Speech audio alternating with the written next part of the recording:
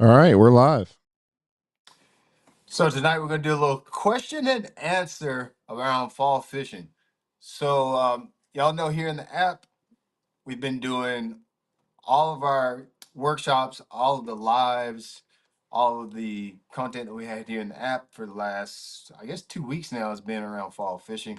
Getting a little jump on it for you. I know most of the country is really not truly having fall fishing, but listen, when y'all get to fall fishing this year, you're gonna know what to do, how to catch them, what to throw, where to go. Y'all gonna be showing out in these tournaments, which in fact most of y'all did in the tournaments this year. You know, we had our straight up fishing classics, the app tournament that we have here, and that ended last week. I can't remember what day it ended last week. Got the official results in, and you should be getting some emails on your prizes and everything for over the next couple of days. So we got that going for ourselves. We have one tournament left for the season. Starts in October, I want to say. Is it October or November? I feel like it was October tournament. Nonetheless, we got one more tournament left. If you haven't, or if you're new here to the app, if you're inside the Straight Up Fishing app, it's completely free. You don't have to do anything but just register for the tournament. If you're not inside the Straight Up Fishing app, all you have to do if you want to be a part of our monthly online tournaments is any purchase available during the registration period, which should be open now. Any purchase that you make on shopblat.com, my online tackle store, gets you in the tournament. There's no specific dollar amount that you have to spend, gets you in the tournament. So every tournament will give away over $1,500 in gear, and gift certificates to the store, and we have a championship tournament. This year it'll be 2026 championship tournament where I always give away a boat there at the championship. We'll give away first year I think it was a Hobie, first 2 years maybe even a Hobie, and then it was a Hobie, a Brooklyn, and then last year we gave away an inflatable boat, which is actually probably one of my favorite ones of the ones that we've given away so far. So jump in the tournaments if you haven't already, especially if you don't fish tournaments. This is a good way for you to kind of get your toes wet, figure out if there's something you really want to do without all the pressure of showing up and being around a bunch of other boats and competitors and people talking junk and just all of the nuance to fishing tournaments. You don't have to do all that. You're strictly just competing from day to day. So what I asked y'all to do, I wanted to change up a little bit. Normally I do I have some kind of a lesson plan just like you would have at school. But this week, I'm actually here in Minnesota right now, and we're going to see the Lund Boat Factory tomorrow. And so I'm gonna do a question and answer. Now, to give a little bit of background, I know we're streaming on YouTube, streaming on Facebook tonight. Give y'all a little bit of background for people that aren't here in the app. So what we've been doing is we've been talking about fall fishing and how the fact that all fall fishing is by far, I would say, the most complicated fishing of all the seasons. This is the reason why. When you watch this content on YouTube, when you watch posts on Facebook and everything you're about to see pop up over the next few several weeks, sometimes they overgeneralize fall fishing. Let me tell you what I mean by that. Just say, for instance, where I'm at right now in Minnesota, if you were to take a fall fishing lesson from here in Minnesota and you would try to apply it in South Carolina where I live, it would not work out very well at all. You're not probably going to catch many fish doing the things that you do here in Minnesota and South Carolina. It has a lot to do with the type of fishery it is. Second thing it has a lot to do with is the species of fish that I have in South Carolina.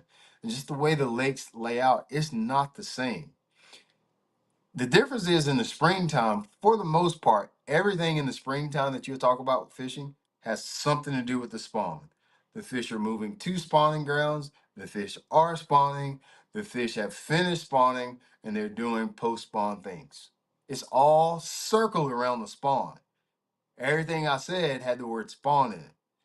Where in the fall, ain't got nothing to do with the spawn really. Some lakes they have a transition, a migration. The fish move to different places in the lake. Where I live, that doesn't really happen. Those fish pretty much live the same place all year long, all the time. with the exception of the spawn, where they may go not necessarily to the bank, but they're going to go as shallow. They're going to go as the shallowest they'll be all year during the spring, but overwhelmingly in the spring, it's all about the spawn. And in the fall, it's primarily all about food. It's primarily all about bait. But even that, since it's all about bait, we've got a lot of different things we have to consider. The spawn is just the spawn. That's it. But when I say the fish are going to, everything's about feeding, everything's about bait. All right. Well, then now it gets a little complicated because what kind of bait do we have? Surely not all the fish are just feeding on bait.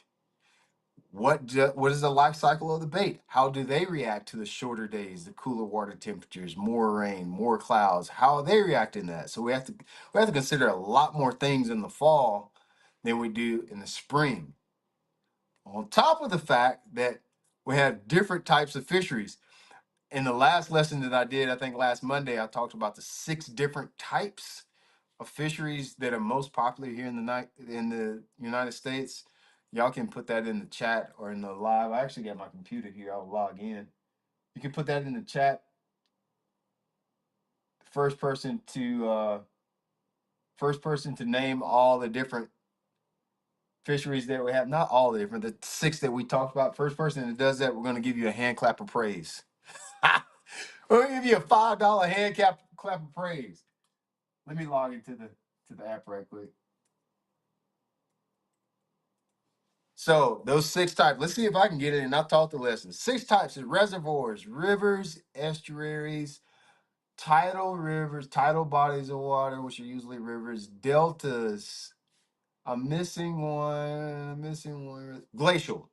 There they are. Michael with the, come on, Michael. There they are. There's your six bodies of water, the most popular. That's not all the 6, but that's probably the most popular that most of you people here in the app. And most of the people are probably gonna fish reservoirs and rivers. And here's the cool thing about it. We did a really deep dive, and a lot of times some of those fisheries can have both or multiple biomes or whatever the word is for it. So some of the tidal fisheries will also be a delta, or some of the tidal fisheries may also be a river. Some of the reservoirs have rivers with them, and we have to think about all those things when we consider how we're going to approach the fall fishing there. Because fall fishing, it is fairly complicated because of the different types of bodies of water that you may fish. You have to line up your approach to the type of body of water that you fish, the type of species that you're fishing for. But not only that,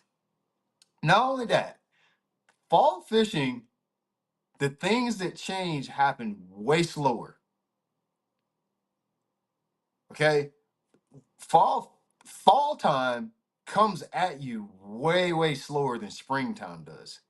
I feel like springtime, when it's spring, you get signs around you outside way faster.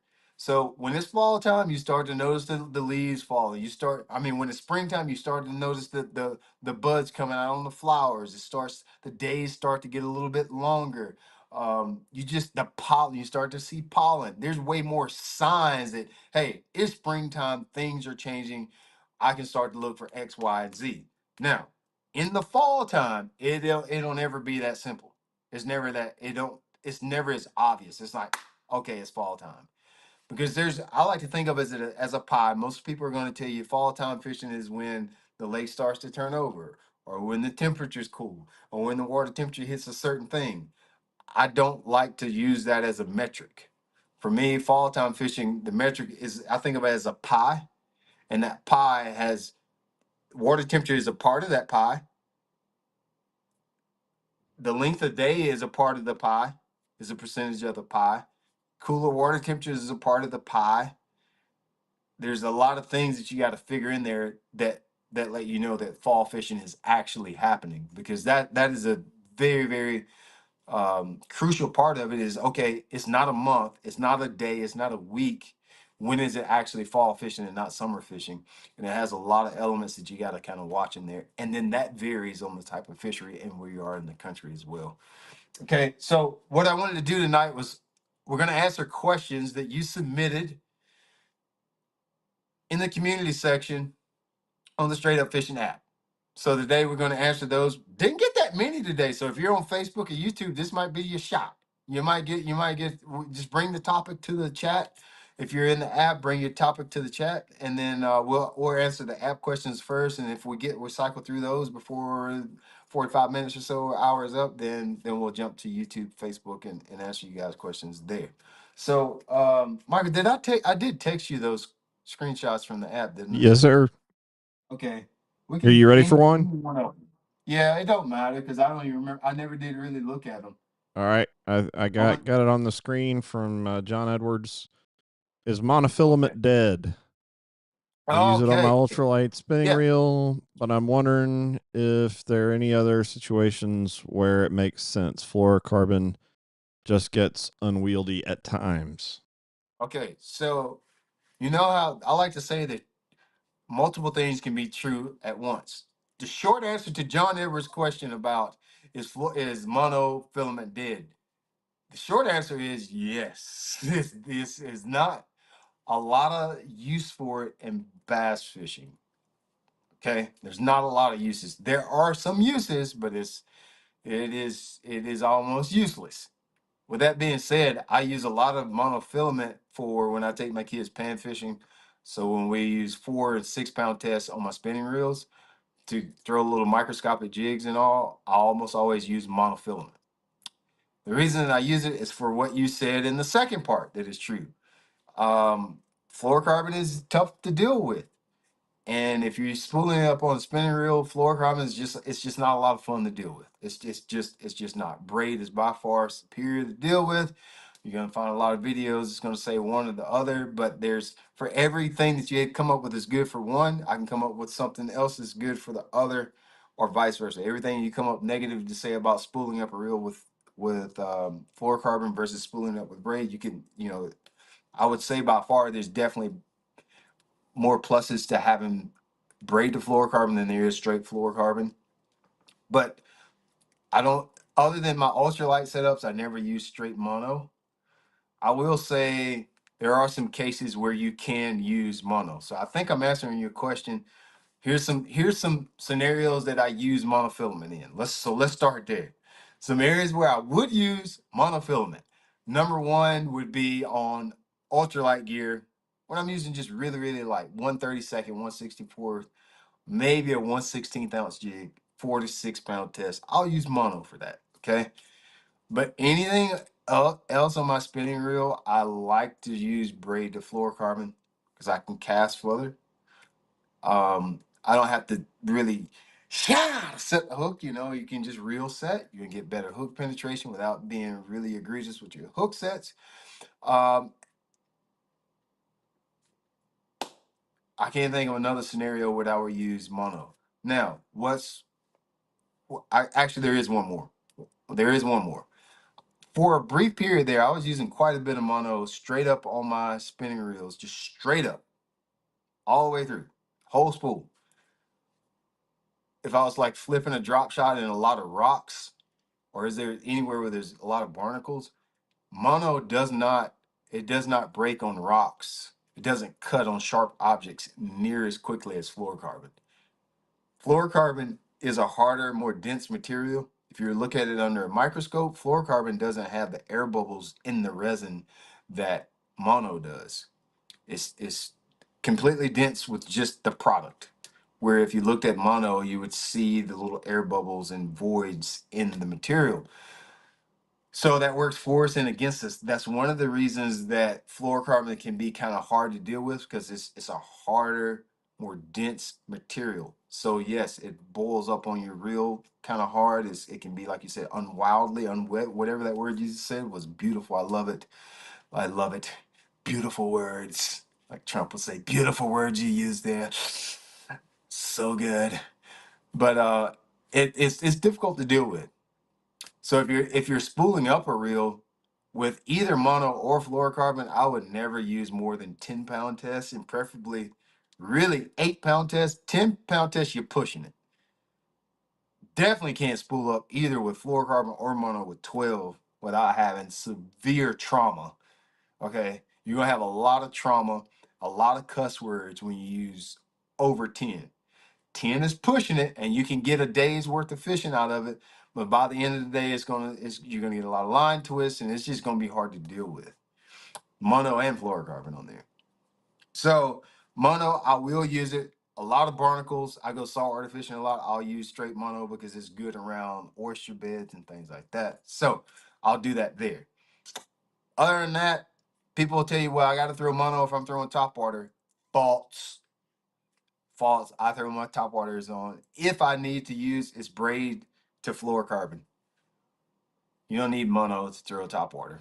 I use braid to fluorocarbon. What I'll do is just a very, very small piece of fluorocarbon in front of my top water, like that long, literally 6, 8 inches. If you watch my latest YouTube video, Fishing the James River, I actually showed you exactly how I tie that up. I can do it here in the app too this week. Yeah, it'd be later this week when I get home from here. I can show you how I tie that up because it actually is pretty difficult to tie up fluorocarbon in front of a top water if it's only that long. I don't have a bait here in the hotel room. I do it right here. But yeah, uh, fluorocarbon to braid even with top waters. What they're not telling you is mono is just more buoyant. All the line sinks. Even braid actually sinks, but it just might take it a little longer. All the line. Braid is the most buoyant. Fluorocarbon sinks the fastest, and mono somewhere in between the braid and the fluorocarbon.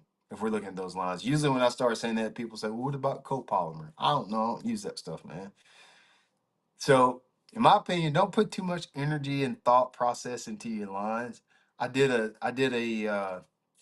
class here in the app where I talked about fishing line. I'm gonna keep it really simple. I don't think I have anything under 8 pound test for bass fishing.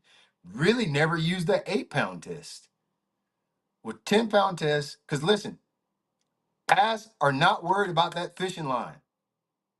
People say, well, the bass are shot line shy. Come up here to the St. Lawrence. Bro, shut up. The bass on the St. Lawrence are not line shy. You know how I know? I just fished there a month ago.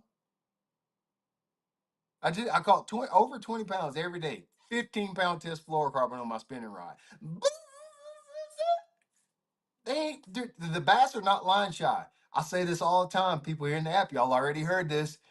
You mean to tell me that little bitty bass, that little 4 pound bass, he knows the difference between 6 pound test and 15 pound test, but he gonna just ignore them hooks laying outside the bait? He don't see them O-rings. Make that make sense. I'm a human and I barely can tell the difference between the 6 and the 8 pound test or a 15 pound test. This is how we choose line size. John, you didn't even ask this, and I'm jumping in this. This is how we choose line size. We choose the best line size that lets us present the bait the best and remove the fish from wherever we got the bite from. So, am I going to take 6 pound test on a Texas rig and flip it in a laydown? Uh-uh. Because I can't get him out of there. I can't set the hook hard enough. Even if I do get all that done and he starts to go back into the laydown, now I got a problem. I need to be able to put some stank on the hook set with a Texas rig, and I need to be able to manipulate him and turn him back around. What's going to let me do that best? 15, 17, 20 pound tests. Okay? It won't be 6. So we're going to use that thought process instead of worrying about the line. Second thing that we can worry about with line size, but I'm finding out it just doesn't matter that much, but everybody's going to say this. Certain pound test line makes baits behave a little differently. Usually it's so minute that it really doesn't matter that much. So for instance, 20 pound test on shaky head usually doesn't work that good. Likewise, 4 pound test on an 1/8 ounce or 3/16 ounce shaky head don't work that good. But when I get in that 10, 12, maybe even 15 pound test, it works really good. If you don't know what I mean by it works really good, what I mean by that, go try it. Because it's hard to put words to it. You just try to throw the shaky head on a 20 pound test on your bait caster. It just don't work good. It does not work that good. Simple as that. So I think about my line size according to what I'm trying to do. I think about the type of line that I'm going to use on my reels according to what I'm trying to do. You reverse engineer everything in bass fishing. What am I trying to do with the bait? Where am I trying to put it? Where I got to bring the fish out of? I choose my line composition and I choose my line size with all of those things in mind. John, did I answer your question? I went on a 15-minute rant about that, and it probably still didn't even answer the gosh doggone question. All right, Mike, what we got next? All right, let me bring one up. Yeah. Let's see All what we right, can got. you read it on the? I know you're on your phone. Yeah, I I can don't know read if it. you can read it or Yeah. I can read it. Okay, Matthew Dennis says, so the last couple of fishing trips, I've had several bass following my baits. What causes this and what can we do to get them to commit to eating the bait? This has happened with Ned rigs, flukes, minnows. My little picture's in the way of that last part of it. But we got Yeah, the gist of it. jerk baits, etc., on various depths. Okay, so Matthew, what he's got problem with is just fish following his bait. Number one, Matthew, you have won. You're around bass. So you're one. So you're doing that right. You have found fish because if you got fish following it, you know you're around fish. When you're not getting fish, follow your baits and you don't see anything, know anything, you ain't heard nothing, ain't smell fish, you're not even sure if you're in a lake or a bathtub, you got problems. So at least you're having fish follow your baits. That lets you know you're in the zone. Good job. That's good. All right. I've seen this a whole bunch, especially this time of the year. I don't know why. I see it a lot this time of the year. You see it in the early spring too. They'll start following your baits and not buying them. And then if you got any kind of forward facing sonar, you really get your heart broken seeing how many fish follow your baits then. So what do? Typically, there's a lot that could be potentially going on. I can't pinpoint what you have going on. Sounds like you've tried a bunch of different baits. So it's hard to pinpoint exactly what you have going on, but let's say this. I want to say this before I say anything that sounds really smart and deep. Okay? Let me hit you with some facts first. Okay? And this is going to really disappoint you and everybody else. But it's the truth. Some days it just be like that. Some days it's just like that. I know you wanted me to give you a cool thing that you could go buy. I know you wanted me to give you something cool to tie on. I know you wanted me to give you a special retrieve that I caught 52 pounds on one day. The fact of the matter is this. Some days it just be like that. I know because I done did it a bunch. They'll follow it. Sometimes they don't even follow it. You'll see one sitting on the bank or sitting on the lay down under some trees, and you flip over there. He just kind of eases off.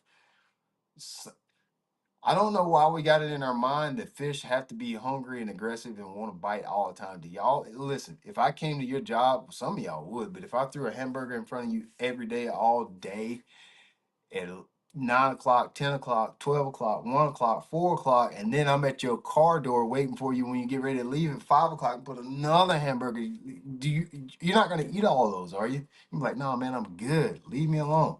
At some point, bass can be that way at times. They're not always in predatory mode and just ready to eat the panties off everything. They just aren't. Sometimes they're just chill. They just chill. And when they do that deal where they following it to the boat like that, the truth of the matter, I don't always know why they do that. I really don't. I've seen it a bunch of times, a bunch of times. Okay, now what can we do? Or what are some of the reasons they may be doing that? Let's cover that and then talk about what we can actually do. Some reasons they could be doing that. Matthew, I would love to know what the weather conditions were when you had that happening. Was it like really calm, slick, sunny days? That's usually when I see it. So where I live, we throw a lot of top waters, swim baits over the top of brush piles on humps, very clear water. It's not unusual this time of the year to reel your bait back to the boat, work it back to the boat, and have 5, 10 fish up under it, and they never bite it. A lot of times, those days are slick, calm days. They get such a good look at your bait, and sometimes I think they just seen the same bait so much that they're really not triggered. Their instincts aren't triggered as bad. You know, if I just think about my kids, when you try to spook my kids, the first time you spook them and you jump out behind a wall, you scare the crap out of them. By about the third or fourth time, they laugh and giggle, but they're really not scared. You don't scare them that much. Bass aren't necessarily scared, but that instinct, that predatory instinct to get pissed off and eat something, put their lips on something. First week that when the fish first move out and they start getting on ledges or they start getting on top water or they start getting on brush, that first month they eating the panties off of it. By the second month, you gotta have the right color on to catch it. When you start getting to the end of the summer, you daggone need to be the best politician to get them to bite something. You gotta be a real good salesman by the end of the summer to get them to bite. So some of it I think's got to do with repetition too. It can be weather, dead slick, calm days. It can be the fact that they've seen the same bait over and over. In my mind, those are two things that you probably could be dealing with. Third thing you probably could be dealing with, sometimes it can be color, sometimes it can be your retrieve. And most of the times it's a retrieve that's too slow, believe it or not.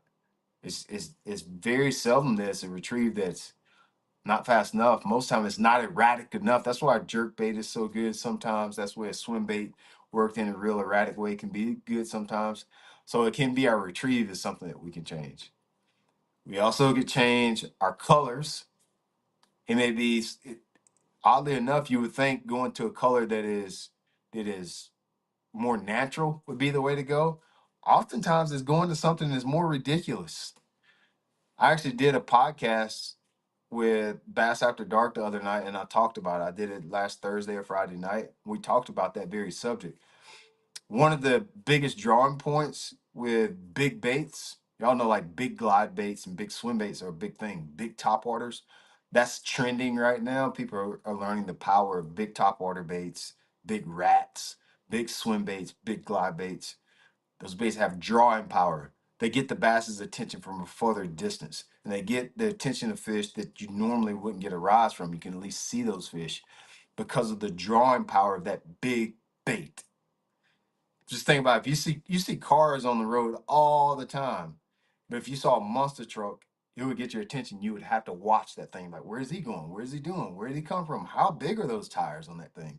Same thing with baits. You throw that big gaudy bait in there, it gets their attention. Well, we there's not that doesn't that's not always the best way to get a fish's attention, and we've known this for years. We just haven't consciously did that. So another way we get a fish's attention is with sound. We put rattles in baits. Another way we get a fish's attention is through vibration, which is kind of like sound. Vibration. So a chatterbait has a big thump, a spinnerbait has a big thump. Vibration gets the attention of the fish.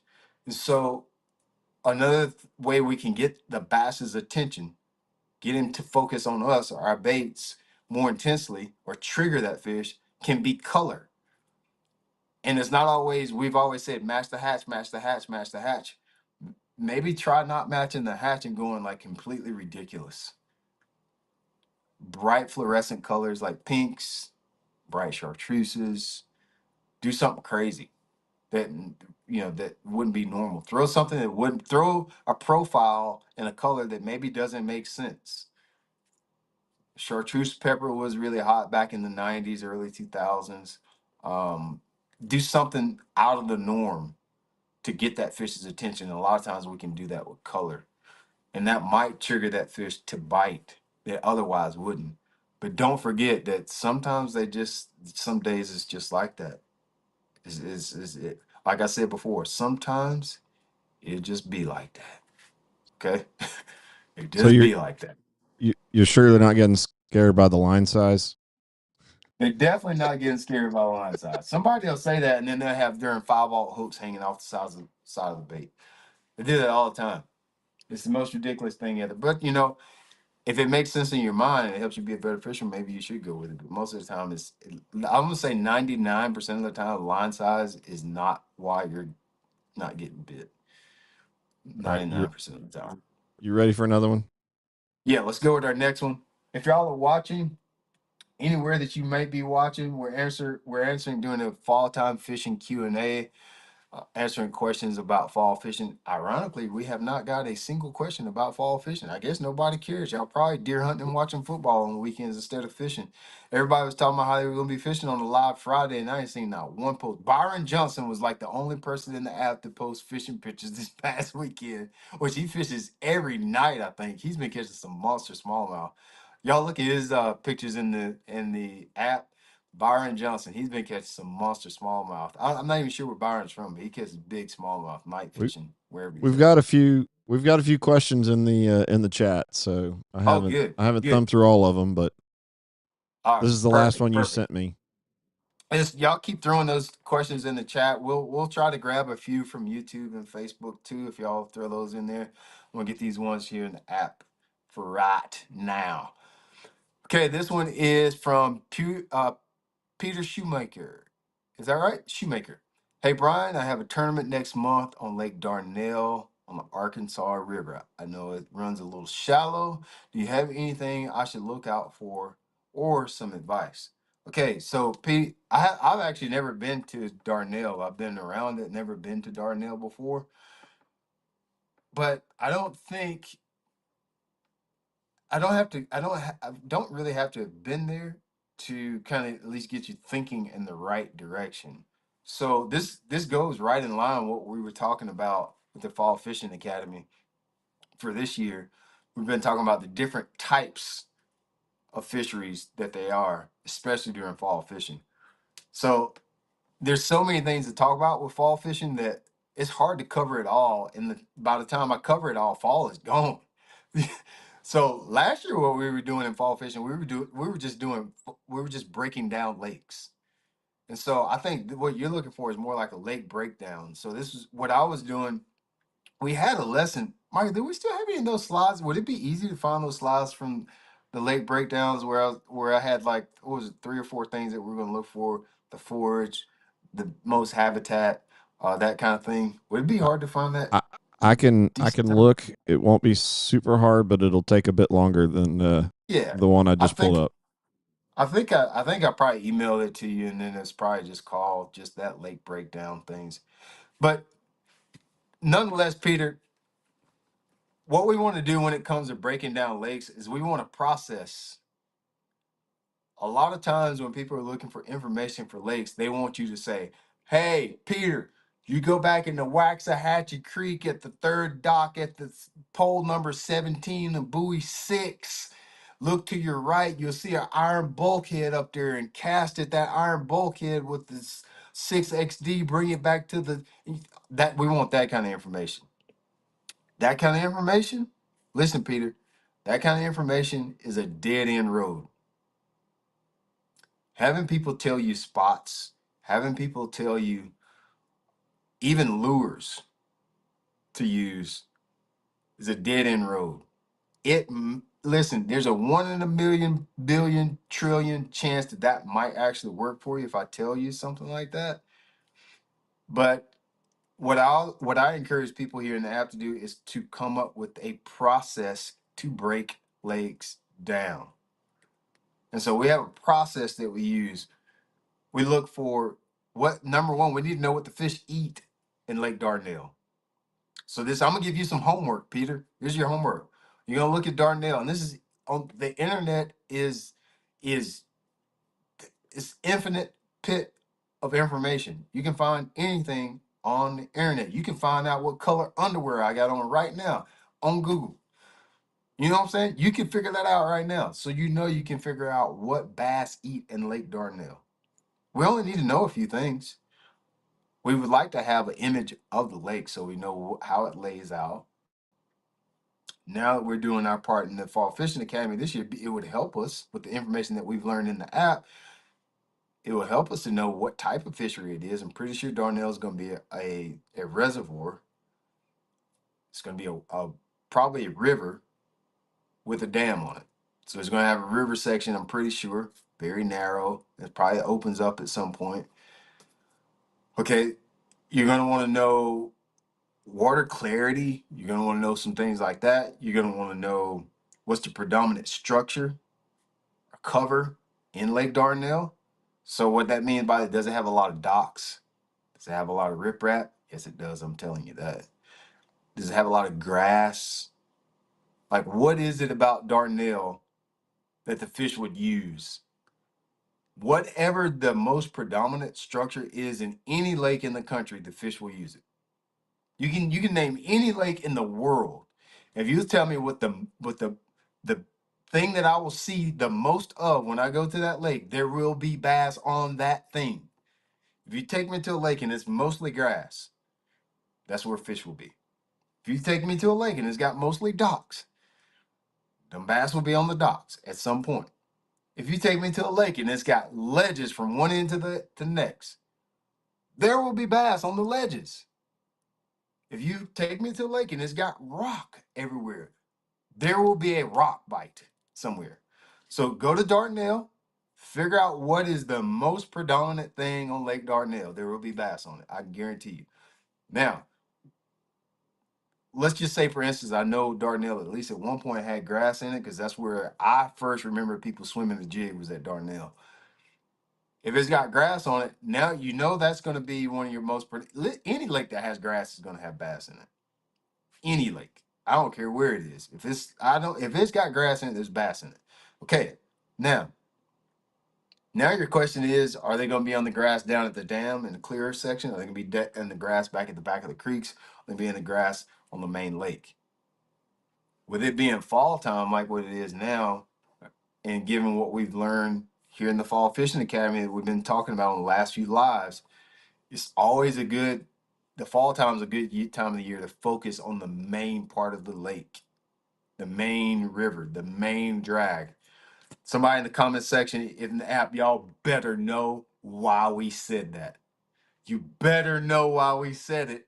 I'm gonna be so upset because I spent a bunch of energy preaching to y'all about why the main lake can be the most productive time of the year to fish during this period of the year. And y'all better know it, or I am going to come through this app and through this phone, and I am going to, I don't know, I'm gonna pull the hair out of your nose. How mad I am. They're gonna be on the main lake because that's where the most food is in every fishery. There's more food on the main lake in every fishery during the fall because that is where the highest oxygen content in the body of water is. When you're moving into the fall, many of the areas of the lake may have oxygen depletion from the summer.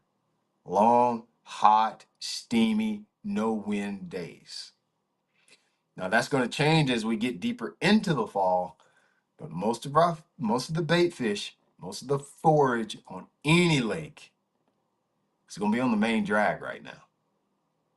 Whatever that is for you. And so if we find the most predominant structure closer to the main lake, the better our chances of catching, or the better our chances are for fishing for more fish. What every time you say something like that, somebody will come up with that deception to the rule. I know that you can catch some fish in the creeks, up the river, etc. What I'm telling you, the biggest population of fish in almost every given body of water is going to be on the main drag. We know that now for a fact because of forward facing hoo-hoo. We know that, right? Forward facing hoo-hoo is, I don't even like to say the S word because then we might get shadow banned on our own app. But the main lake, what is the most predominant structure on there? If you know what they eat, you know the habitat, what they're using, you know what the most predominant structure is, that's going to give you a really, really good place to start going into Dardanelle. And now you're just going to start letting the bass tell you one thing from the next. But the thing I want you to get is the process. You take that same process and you can come to Lake Kiwi in South Carolina and do the same thing. You can take that same process and you can go fish with my buddy Ray Brunetti in Florida and fish Okeechobee. If you have a process, now fishing and founding fish is going to be fun because you don't feel the need to call a buddy and get information every time you want to go catch a bass. That can't be fun. That can't be fun to feel like you need to call somebody every time you want to catch a bass. But if you come up with a process that you can use and you can duplicate it over and over and over and over on every body of water that you fish. You can focus your energy on what actually matters, and it's a lot more fun. So try that. Use that process. Michael, did you come up with that little slideshow that I did look for back fall fishing? through and I cannot find those slides, It's but I got a okay. note.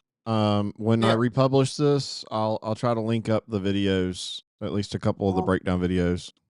well, here's the thing, Peter. If you're in the chat or if you're watching tonight, it's easily researchable on the app. I guess it's not that easy because it might probably would have pulled it up if it was. But you go to the Fall Fishing Academy that we did last year, or you can or just type in Lake Breakdown in the app. You're gonna find that. If you just type in Lake Breakdown, it's gonna come up in the app. Y'all remember this, and this goes for everybody. Anytime you want to search any subject about fishing, you got any question about a lure, how to retrieve, where to go, what to fish, how to break down a lake, fall time, springtime, summertime, fishing, creek fishing, lake fishing, reservoir, type that in the app in the search bar. You will get a video about it.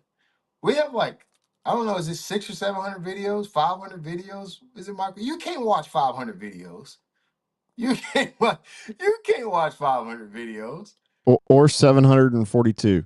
Looking at it right now. 742 videos in this app in our short 2.5 or we're on a third year, 23, 24. This is we're going into the third year. 700 and something, and we've erased videos because we only have so much storage. 700 and some odd videos that we have here. There's something on it. So just type it in the search bar. Listen, you paid for the subscription. It's here. The information's there. The answers are there. Just type it in. You will get a video about it. And if you don't get one, bring it back to the community and we'll make one. That's the whole purpose of this. Okay. But Peter, use that process. Everybody else too. If you're going to a new lake, fishing somewhere this fall, the process always points you in the right direction. You have to get used to using a process. That makes fishing fun. That makes fishing easy. Okay. All right, Mike, what we got in the we got All any right, we got I got 15 one on the minutes. screen from Alex Sterling. Alex Sterling, are you looking for areas? Let's see. He says, are you looking for areas of fish or fish patterns in the fall? And if both are and both are the variables that drive the decisions. So, listen, I'm gonna be honest with you. In the fall for me, it's tougher. I'm looking for anything and everything that I could possibly get. I'm like that little dude in high school, the short guy in high school. That no girls want to talk to. I talk to any girl, anybody talk to me. It don't matter. It don't matter. She ain't gotta have her toes done. That's the way I am in the fall. I don't. It don't. Is it a pattern? I don't care. Is it areas? I don't care. But here's the thing. To truly answer your question, Alex, we got to go back to the beginning. We got to start talking about what type of lake it is. Not every lake is a pattern lake. Not every lake is an area lake. So it's important for us to know what type of fishery that we're actually competing on or fishing on. Let me give you an example. I don't know how many people in here fished Okeechobee. Really anywhere in Florida. Okeechobee is not a pattern lake. You don't start catching them on points and start running points at Okeechobee. When you're at Okeechobee, you're gonna fish from that pelican down there to this alligator over here. And you're gonna stay in between there. You're gonna go in circles. And you're gonna go back and forth and forth and back and forth and under and top, over and over and over and over, flipping, flipping, flipping, flipping, flipping, flipping, casting, casting, casting, over and over, and try to hit every hole in that area. Okeechobee is very much so an area lake. If you were to come fish with me at Lake Russell, I know a lot of people did when y'all came to the Straight Up Fishing Classic Championship that we had at Lake Russell. Lake Russell is very much so a pattern lake. What I mean by a pattern lake. Okay, I went to a point, I throw my shaky head out on the point. Dude, Okay, I got a bite. I go to the next point that is maybe a half mile away. I throw my shaky head out on the next point a half mile away. Dude, I got another one. I go to the next point. It might be 2 miles away. Throw my shaky head out there. Dude, something goes off in my brain that, hey, Brian, maybe today you should fish points with the shaky head on Lake Russell. It's a pattern lake. So I duplicate the same structure in a given area over and over and over and over and over.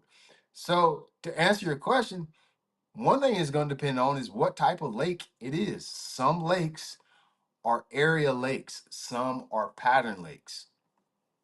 How do we decide if a lake is an area or pattern lake? That is the $9 million question. Sometimes you just know. Sometimes you just know. A lot of grass lakes are typically area lakes. A lot of them. The lake, whatever here we go. Whatever the predominant structure in a lake is, typically tells you what type of lake it is. If a lake has docks, it's typically a pattern lake. They're on the catwalks. They're on the boat lifts. They're on the front corners.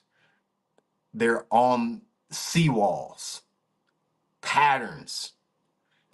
A lot of times, lakes that are grass lakes or ledge lakes, lakes that have expansive, if you think about it, big geographical structures like points, not points, but ledges, flats, those tend to be area lakes. Think about Kentucky Lake. When you're running ledges on Kentucky Lake, which I don't know if anybody even does that anymore. It's not a pattern. They're on this ledge right here. Got to throw right there. See, it's an area. However, at the same time, let's just take Lake Hartwell for instance. There are times where they may be schooling in the back of one creek, and you just stay in that one creek all day long. But for the most part, since it does have a lot of docks, since it does have a lot of points, most of the time on a place like Lake Hartwell or most reservoirs tend to be pattern driven lakes. Most reservoirs. When you go to places like rivers, estuaries, tidal bodies of waters, a lot of times those become area lakes. So now I'm glad, Alex, you brought that to the table because that makes our whole the Fall Fishing Academy come full circle. I'll talk about how fall fishing you got to pay attention and know what type of lake you're on. I just said a bunch of stuff, but really at the end of the day, depending on what type of fishery it is, depends on if you're going to look for areas or if you're going to look for specific fish or specific patterns. Most of the time, your glacial lakes can be any and all. I'm actually up here now. We're fishing glacial lakes. Let's just say like Champlain. You can find areas on Champlain that are just fire. But then also you can run every dock on Lake Champlain and probably catch a bass or a couple of bass sometimes. So it can be a little bit of both on Champlain, a glacial lake. If you go to reservoir, I won't say all, a straight up hard reservoir, most of the time is going to be a pattern lake. You look for specific things to hit to catch a fish off of it. A lay down, a crappie brush pile, a dock. A lot of times, most of your tidal bodies of waters, sometimes even rivers can go both ways. Those are going to be area driven. Think about when the Elite Series go through the Sabine River. There's always one Taylor Creek or whatever it is always plays. Like one stretch always plays. St. Lawrence. Why do you think that people, when we go to the St. Lawrence River, why do you think people make like these 80, 90, 100-mile runs? They're fishing a area. They're not fishing a pattern. They're fishing a area. So a lot of these natural places, natural lakes, glacials, rivers, tidals, estuaries, oftentimes can be area driven. That's a deep, great question, Alex. I probably gave you so many answers. You're like, shoot, man, I don't know. I almost should have just went to bed today. You probably got so much. You're like, man, I don't know what. You said a bunch, but he said, I don't know what it's going to do for me. The bottom line is pay attention to what kind of fishery you're fishing. It's going to have a lot to do with where you're going to catch your fish. Eric Zanke, he says, great fall videos this week for crankbaits. When would fish a crankbait over other methods such as jigs and plastics? Okay, so Eric's asking, when should you fish a crankbait over other methods like jigs and plastics? That's a really hard one to answer. Let's think about this. Let's just make up a scenario. Fall time fishing is usually about food, bait, etc. Now, one thing that could have a lot to do whether I use a crankbait or jigs and plastics is number one, just how aggressive are the fish that day. Fall fish can be very, very finicky at times. They may act like they don't hit nothing. I've seen my dad won a tournament this past weekend on Clark's Hill, and he said he threw a buzzbait over this log 3 or 4 times, and he goes back in there with his jig and he catches a 6 pounder. A 446. Sorry, he lost a 6 pounder, but he caught his 446 big fish of the tournament. Got $1,800. I should have fished that tournament, gosh dang. But in the fall time, it has a lot to do with weather. Dead slick, calm, bluebird day, they might not hit a crankbait. They may not hit a buzzbait. They may not hit a spinnerbait. But then you go back in that same laydown, bush, crevice, rock, whatever it is, and you flip a worm, a craw, a beaver, a crankbait, something that hits the bottom that's not as aggressive. You'll get the bite. Another reason that you might want to use a crankbait over some of the slower things, or vice versa. You might want to use a crankbait sometimes when it's more windy, cloudy, the fish are more active, feeding on bait, or if you just want to cover water a little bit faster. Then I might go with the crankbait over the soft plastics. Sometimes they're aggressive, and I don't have to flip in there with nothing. I don't have to flip nothing slow. I can just go in there, boom, boom, bam, run over to lay down. Sometimes that's what makes them bite is something really erratic and aggressive. They like that at times.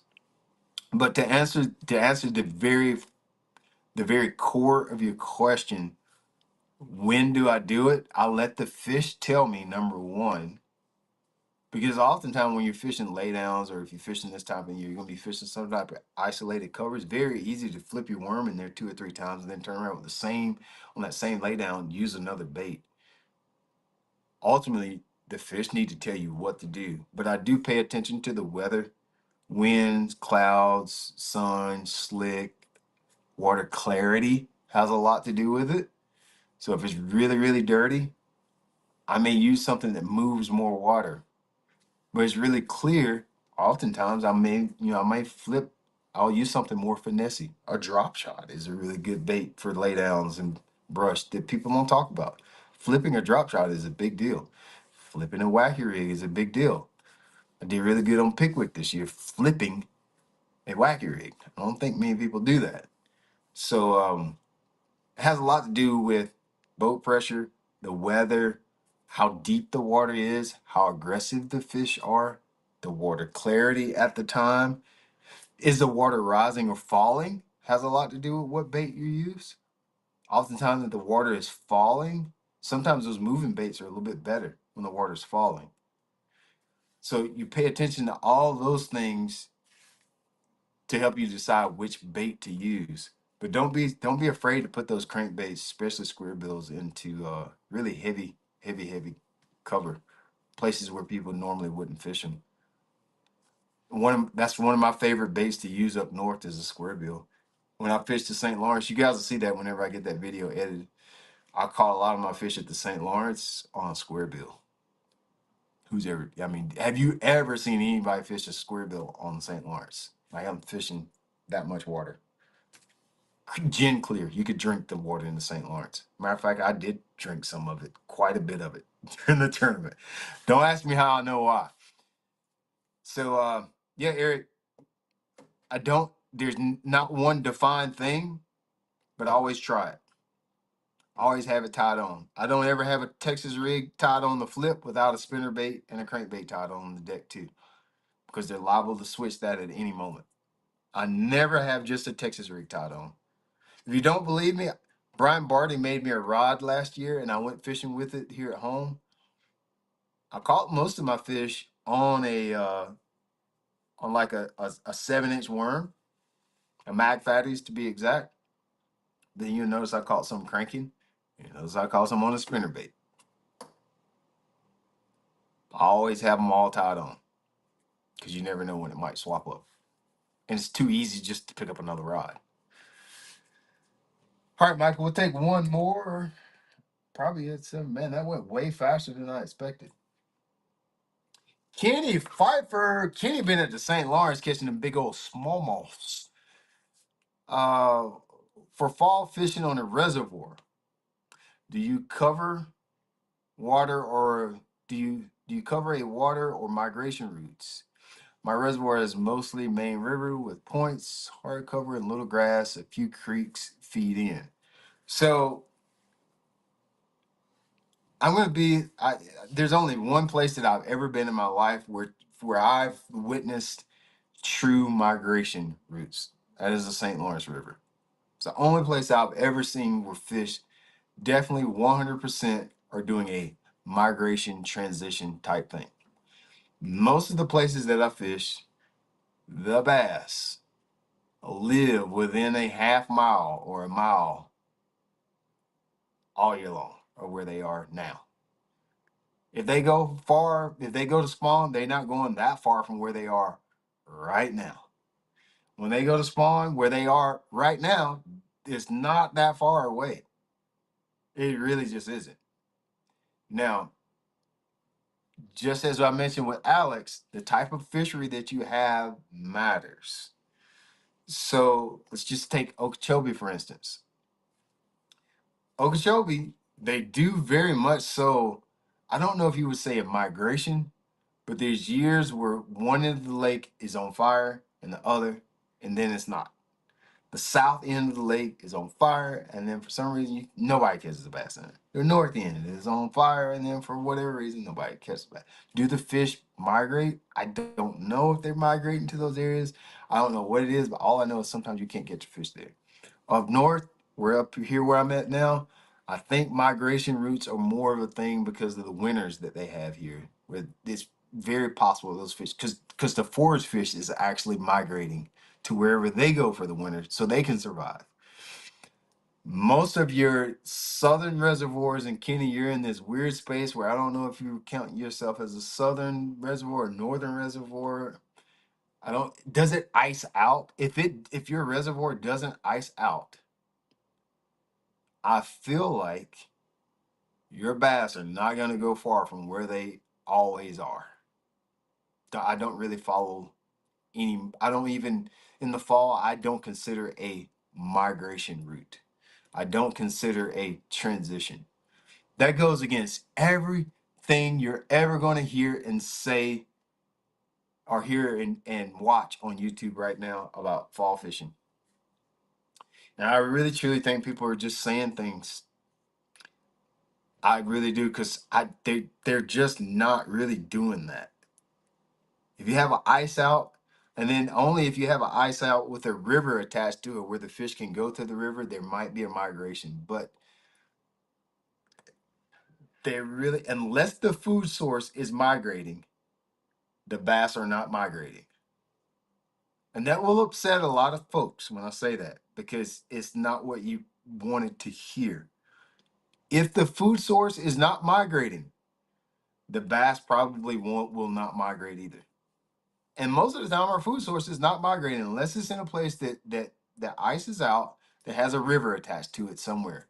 There might be. So listen to Great Lakes, St. Clair, Erie, not even Champlain, probably. Where was I just at? Maybe the Mississippi River. Places like that that ice out with somewhere for the fish to go, they probably migrate a little bit. In a reservoir, some fish, they within a mile, half mile. They went from the points to the pockets, from the pockets to the points, from the humps to the islands. That's all they did. They ain't went nowhere, man. So we got to watch that part. Michael, what was the second part of his question? Because he was asking about the fall, like, do I follow migration? There was a second part to that. What was it? My reservoir is mostly main river with points, hard cover, and little grass. A few creeks feed in. So, Kenny, what I can bet will happen. So you got points, you got hard cover, and you got little grass. I'd love to know what the food source is there. Is it threadfin shad? Like, what are those fish eating there? If you got grass, you know they're probably eating some kind of crawdad or something like that. If you got grass, um, I've never been on a lake where they're not on grass. You got grass and you got points. Boom. What is it? What else? Hey, what else is there to talk about? You got a little bit of grass and you got points. You got a little bit of grass and you got hard cover, which I'm guessing that means docks, riprap, or something. Where do those two mix at? Where you got points and grass at? Where do you got points and I don't know docks? I mean, where you got grass and docks at? I ain't gonna be there. He'll be around in there. And so now what are our baits gonna be? I think I would just stick to the main categories of baits. You know they're gonna be feeding on some type of shad for us going into the fall. So crankbaits, spinner baits, some top waters, like whether that be frogs, whatever the case may be. Frogs, it might be a buzz bait, it might be this, whatever works best for the grass that you have. For some places that has too much grass, a buzz bait just ain't that good for that. So now you're gonna tie on your frog, whether it be a buzz frog or a hollow belly frog. If you got hard cover, you said you have points. Let's say you got points and you got a lot of shad. Well, now top waters might look like walking baits, like a spook. Maybe what's another good top water bait? God, I just a spook style bait is really that's far as you need to go with that. If you got shad bait, only thing is top you probably could throw ploppers and buzz baits and stuff like that on that lake. It sounds like, but find the shad, find the bait where the creeks where the bait's using. If I'm not mistaken, Kenny, you might be talking about Lake Anna. If you're talking about Lake Anna, I know it's bait in there because I think it has stripers. If you got stripers, I know you got some type of threadfin or some type of shad forage. Sneaky trick. Y'all, if you're in the Straight Up Fishing app, I talk about this all the time. Sneaky trick in the fall. If you got stripers, you got line size, even crappie at times, follow them stripers. Follow stripers because stripers never go anywhere where there's not bait. If you find stripers, you have found the bait. If you found the bait, there is bass somewhere nearby. Oftentimes, the stripers trigger what creeks will be good for that year because the striper push, they travel in huge schools. It's a saltwater fish. They'll push bait into a creek. Huge schools of striper, they'll white bass, they'll push it into a creek. They'll corral them like freaking cows and push them into a creek. Who's in the creek already? Larry Largemouth ready. Nom nom nom. It can be simple if we make it, but it's just everything's so subtle in fall fishing that we have to pay attention to the small details to get it to bite. Jerkbait is going to be good on your points. Jerkbait is going to be good on your points. Top water is going to be good on your points. If you got grass, go flip that grass now. Take that gremlin, maybe a little bit heavier sinker, flip it in the holes in that grass. Let me know what you did in the community section, my boy. It's going to be a good week. Going to be a good fall for you. And that stuff sounds so simple. You're like, well, I could have figured that out on my own. Here's the thing: when you get out there on the water, I know this because I fish. I just recently did this. You get out there on the water, all that stuff I just told you, you try it for 2 hours. You go out there, you're all hyped up. B-Lat said to go try points and a little bit of grass or where the two mix with the docks. You go out there, 2 hours in, you have a bite. Now you start trying stuff. Before you know it, at the end at 12 o'clock, you're out there scoping in the middle of the lake because you seen somebody in the Elite Series do that. By 2 o'clock, you calling your buddies and you talking politics. 4 o'clock comes around, you call your wife and tell her you're gonna sell everything. That's what happens when you don't get a bite or you don't get the bites you think you're supposed to get. You can't think straight. your brain can't tell the difference between what's actually happening. It can't see itself. You're too close to the situation to see what's actually happening. It's easy when we're here on the app and just talking about it. I do this. It's not just y'all. I did it at the Mississippi River. It was so simple. All I had to do to have a good tournament, probably might not have been able to win, but just have a good tournament. All I had to do was just flip a jig on undercut banks, and I could have had a great tournament. Had a lot of fun. I was out there fishing for smallmouth on sand drops, and I was throwing a spinner bait and a chatter bait. I was doing everything. I was a samurai out there. All I had to do, I needed one rod for that tournament, doing something I already know how to do. But I didn't get any bites in practice. I was getting like 3 bites a day. So now you start overthinking everything. So try that. Simple. Fish some points with a jerk bait on top water. Fish some grass with a frog or flip it. Throw out the whole thing about just get rid of the migration. All just throw it away. Throw that, just get rid of that. I don't think you're far enough south, and I don't think that place that you fish in Virginia, I don't see a place where you gotta worry about that.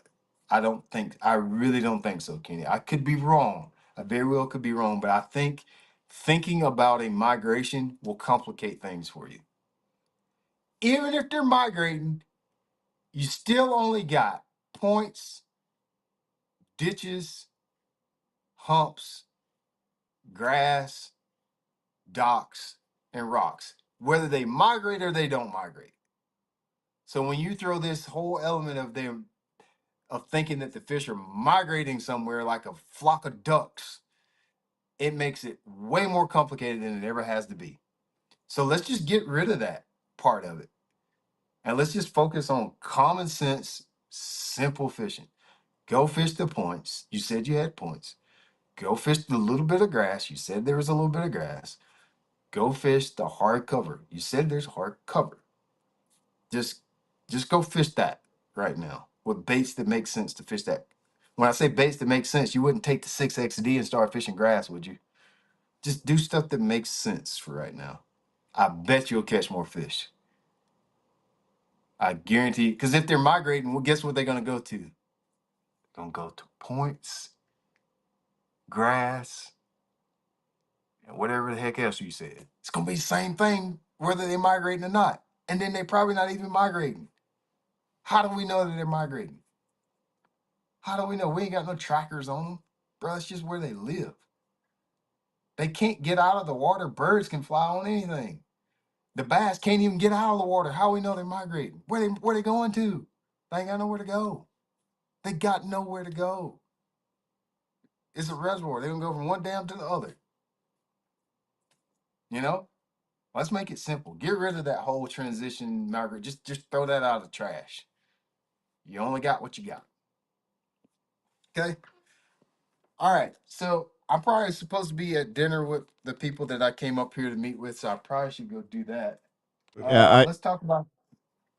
I Yep, I you got got something? I copied and I grabbed the questions that we didn't get to. There were a few of them, so I'll make sure to send those Oh to you yeah, if you want to do a quick video or something the next couple of days. yeah, I can do that. We can put it in the podcast too. Let's put this one in the podcast thing. We can put this in the pod. I'd like to do these more often. I'd love to do them. I think once a week, unless y'all have a lot of questions. We get that in the spring. Usually go in the fall. We don't get as many questions. Um, but we'll do more Q and A's at least once a month. Let's do a Q and A like this. I haven't done that in a while. But y'all got to ask questions. I can't answer where I don't have Q's. I can't A where I can't ain't got no Q's. So y'all throw some questions to ask Be like, it can be anything about fishing. It could be boats, it could be anything related. Not everything this week was about fall fishing anyway. So just throw those in the community section. If y'all are watching on YouTube and Facebook, jump in the app over the next couple weeks because there's a lot of misinformation. There's a lot of generalization being thrown at you right now about fall fishing, and trying to break this down to you in proof. fall fishing out of all the fishing is one that you really have to be intentional about the type of body of water, the species that you fish, and where you are in the country for you to actually get valuable information. Everything that you're watching and listening to may not apply to where you fish. So it's just easy for content creators to make a blanket statement about fall fishing because then they don't have to make 10 pieces of content about fall fishing. Since I got the app and I can talk to you directly and answer your questions directly, I can talk about fall fishing in April if I want to. It don't matter. We could just keep going and talking about it. So we will talk about every different style of fishery that you could possibly fish and every species. I listen, how many of y'all know James Linder from In Fisherman? What if I tell you he said he would come and talk to us about fishing northern fisheries in the fall? Hey, what would y'all say? So I texted James Linder. He said he was in Manitoba this week. He said he was in Manitoba fishing for smallmouth, filming a show, so he couldn't do tonight. So I'm hoping next Monday. I haven't talked to him yet, but next Monday, I'm hoping it might not be next Monday, but it's going to be like next week. We'll get James Linder, the In Fisherman James Linder, to talk to us about northern fisheries. Now he's going to talk about a bunch of migration and transition and stuff because where he lives, that's what they do. So conversation, if you live in South Georgia, it might not be the best conversation for you, but it would be cool. It's James Linder, bro. You gotta listen to him. But then we'll do some stuff from some of my buddies down south that live in Florida and Texas. We'll talk about that too. I got a guy on the hook to talk about Texas fisheries. So we want to get stuff that is specific to the type of body of water that you fish because more so than ever, it matters in the fall. In the spring, it's just can they get shallow and spawn? It's a lot more simple. Now you got to start paying attention to simple things if you actually want to catch fish. If you want to drink beer and watch football on the weekends, maybe the app ain't for you. But if you're really serious about catching fish, this is for you. We got you covered. All right. All right. I need to go to dinner because I'm hungry. I've been traveling since 4:30 this morning. I left my house at 4:30 this morning. I just got here like an hour ago. All right. I'm gonna be here till Thursday. I will still do a live on Friday. So we'll see y'all. Join the round table on Thursday night. Then I have a live for you on Friday. Okay. You got plenty of events. You're getting a lot of information here in the app. You better be applying it. Thank you, Michael. Thank you for switching the time around for me too, bud. No worries. Appreciate you.